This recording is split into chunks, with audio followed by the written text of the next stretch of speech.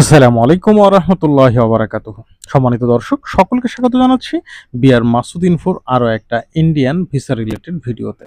বন্ধুরা, আপনারা যারা হয়তো মনে করেছেন যে আপনি হিন্দু এবং আপনাকে খুব শীঘ্রই ভারত সরকার ৩ মাস মেয়াদি বিশেষ ভিসা দিবে, এই ভিডিওটা মূলত তাদের জন্য। আপনি যদি মনে করে থাকেন আপনি হিন্দু হওয়ার কারণে আপনার ধর্মীয় পরিচয়ের ভিত্তিতে ভারত সরকার আপনাকে স্পেশালি মূল্যায়ন করবে, তাহলে এই ভিডিওটা অবশ্যই আপনার দেখা উচিত।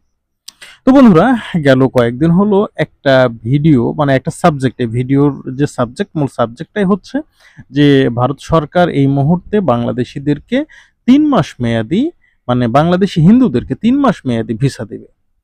তো এই খবরটা চাউর হওয়ার পরে দেখলাম যে কয়েকজন ইউটিউবারের বেশ ভালো ভিউ হয়েছে এবং মোটামুটি সাবস্ক্রাইবও গেইন করেছে। আমি কয়েকজনের ভিডিও দেখলাম, তো তারপরে বিষয়টা নিয়ে আমি একটু নাড়াচাড়া শুরু করলাম যে আসলে এটা কি ভিসা? কারণ তারা কিন্তু নাম বলছে না, কি ভিসা? ভিসার তো একটা কোয়ালিটি আছে। কোন কোয়ালিটির ভিসা বা কোন ক্যাটেগরির ভিসা? নাম আমি খুঁজে পেলাম না। এরপরে ভাই আমি যেটা করলাম যে আমি আইভ্যাকে গেলাম, মানে আইভ্যাকের ওয়েবসাইটে গেলাম। ওয়েবসাইটে এরকম ধরনের কোনো সার্কুলার দেখলাম না। এখন ৩ মাস মেয়াদি ভিসা হিন্দুদের জন্য এটা কি? আপনাদেরকে একটু ক্লিয়ার করি।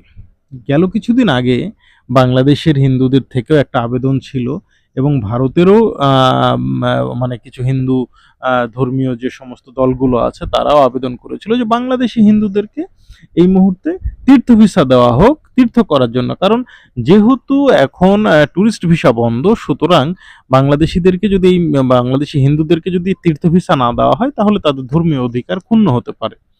তো এর উপরে ভিত্তি করে কিন্তু ভারত সরকার হঠাৎ করে তীর্থ ভিসা নামে একটা ভিসা চালু করে দেয় এবং সেই ভিসাটা ছিল কিন্তু ৩ মাস মেয়াদি। এবং এটাই সেই স্পেশাল ভিসা। এটা ছাড়া আর কোনো ৩ মাস মেয়াদি স্পেশালি সিঙ্গেল এন্ট্রির আর কোনো ভিসা ছিল না, বা এখন এই মুহূর্তে সেই ভিসাটা কিন্তু টোটালি স্টপ।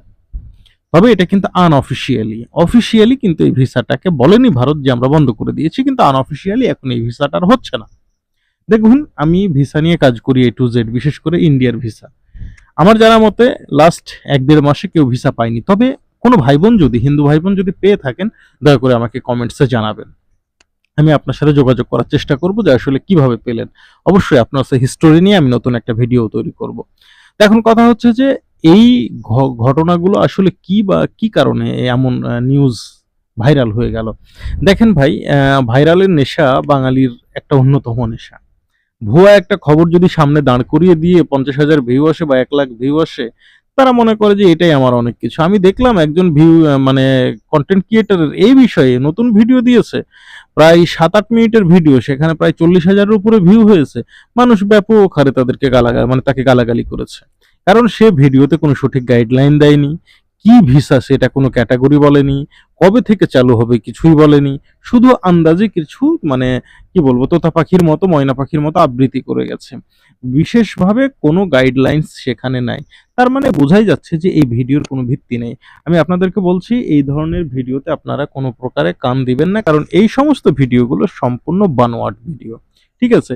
স্পেশালি ভারত সরকার এইরকম কোনো সিদ্ধান্ত এখনো নেয়নি যে শুধুমাত্র হিন্দুদেরকে মানে স্পেশাল আরো একটা নতুন কোনো ক্যাটাগরিতে ভিডিও মানে ভিসা দিবে। ঠিক আছে?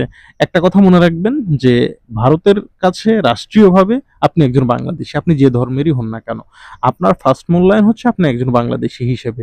ধর্মীয় পরিচয়ে মূল্য আপনাকে দিলেও দিতে পারে, তবে সেটা কিন্তু নেক্সট চ্যাপ্টার। ফার্স্ট চ্যাপ্টারটাই হচ্ছে আপনার কাছে বাংলাদেশী পাসপোর্ট আছে, আপনি একজন বাংলাদেশী।